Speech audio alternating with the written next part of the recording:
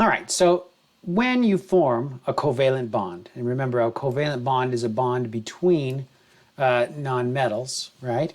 When you have a covalent bond, the electron density is not shared equally, all right? And that's because as, for example, fluorine shares electrons with something like hydrogen, okay? So here's fluorine. We can think about its Lewis dot structure. And here's hydrogen. Think about its Lewis dot structure. These come together to form this resulting compound, all right? Hydrogen gained electron density and now has more opportunity to become like helium, right, in terms of its electron configuration. Fluorine gained more electron density and now can have an opportunity to become more like neon in its electron configuration, right? You okay, Fred? Yeah, I'm fine. So, the stabilization of gaining one electron for hydrogen is not as much as the stabilization for fluorine to gain one electron. Because when hydrogen gains that electron, it stabilizes 2 electrons, which is good. But when fluorine gains electron density, it's stabilizing 10 electrons, which is a little bit more stability.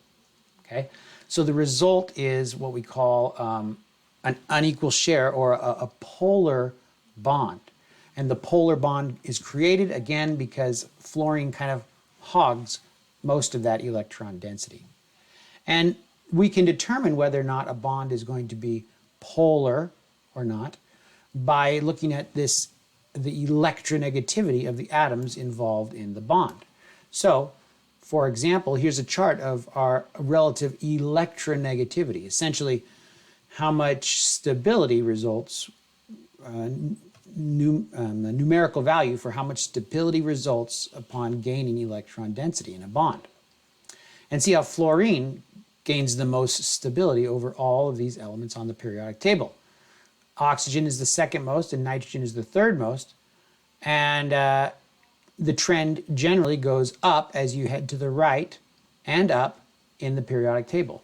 So we say the electronegativity increases as you head to the right and up. And again, the electronegativity is the measurement of the attractive force on that electron, or the amount of stability that results by gaining an electron, a share in an electron. So we can draw then the kind of distribution of the electron density around these bonds and show that for hydrogen and fluorine, for example, the fluorine has more electronegative, or more higher electronegativity, and therefore more of a negative charge.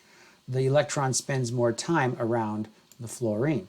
Here's a nice video that kind of talks about that. Attract electrons toward itself when bonding with another atom. The level of attraction of each atom is called its electronegativity. When sodium and chlorine react, the chlorine atom removes sodium's valence electron and becomes a chloride ion. The less electronegative sodium atom cannot compete for electrons and becomes a sodium ion. The attraction between the ions is an ionic bond. When bonding atoms have nearly equal electronegativities, neither can attract electrons away from the other. In a carbon-sulfur bond, the electron pair is shared almost equally between the two atoms, resulting in a covalent bond. When hydrogen and oxygen react, the more electronegative oxygen atom cannot completely remove an electron from hydrogen. The shared electrons are attracted more to the oxygen than to the hydrogen atom. This unequal sharing is called polar covalent bond. Polar bonds have a slightly negative and a slightly positive end.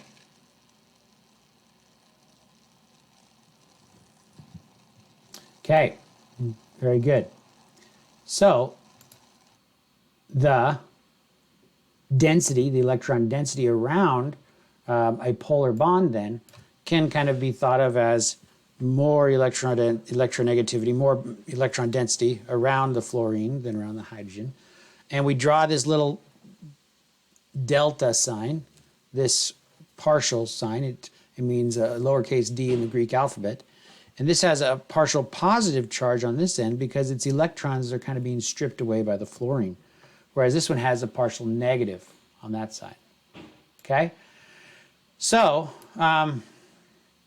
if we looked at this bond, fluorine and chlorine, where would our partial negative be?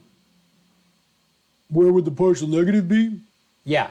So what we're looking for is which one is more electronegative, fluorine or chlorine? Fluorine is more electronegative. Very good. So what would it be doing in terms of the electron density? You mean like hogging it? Yeah, that's right. It would be hogging the electron density. So where would our partial negative charge be on this charge, or on this bond? With the fluorine. Yeah, very good. So you would draw the delta negative on the fluorine side and the delta positive on the chlorine side. How about carbon and oxygen? Let me look. Carbon has the positive, slight positive, and oxygen has the slight negative. Very good. And we knew that because oxygen is more electronegative. Now this chart of electronegativity will not be provided for you. But the two things that the only two things that you really need to remember to effectively have enough information as far as electronegativity is that fluorine is higher than everybody else, and that nitrogen, oxygen, and fluorine are higher than everybody else. Well, nitrogen is higher than everybody except oxygen and fluorine, and that electronegativity increases as you head to the right and up. So fluorine is number 1, oxygen is number 2, nitrogen is number 3, and everybody else follows the trend going from the right and up or from the bottom and up. Now, again, it looks confusing when you think about sulfur and carbon, or bromine and carbon, or boron and phosphorus, right? You're not going to know exactly who has the negative electron density, more electron density. But you don't need to. You'll never be asked those types of questions. You'll just be asked simple questions like this, even without the chart. Now, if you remember that the big three are fluorine, oxygen, and nitrogen, then I know that this has to be a polar bond where electron density is on which one? The nitrogen, because it's one of the big three. That's right. Very good. How about this one? Again on the nitrogen. Very good. Excellent. Okay. So we can calculate what's called a dipole moment within the molecule. Or in other words, we know how much electronegativity there is within a given bond. And the dipole moment is a measurement of the polarity. So we talk about these bonds. We want to be comfortable with the term polar, saying that these bonds are polar bonds. They have a large dipole. The more polar the bond is, the stronger the dipole. All right, now which of these species is most likely covalently bonded? How can you recognize a covalent bond when you come across one? Covalent means sharing, right? That's right, covalent means sharing. Can I see the periodic table? All right. So, cesium and chlorine, that would be an ionic bond. That's right. So would B and C and E. D is the only one that's a molecular bond, so that one would be covalent in nature. Very good. That's right.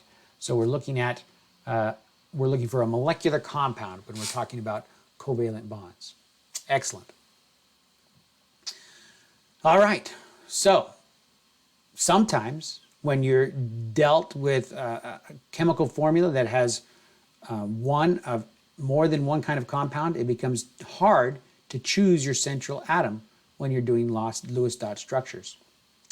The central atom is usually the unique atom, but if there's more than one that are unique, meaning only one of more than one kind of element, here are some other rules. Hydrogen is always terminal, never central, right? In fact, hydrogen doesn't follow the octet rule, right? It doesn't need 8 electrons around it. It only wants to have 2, right? You see that?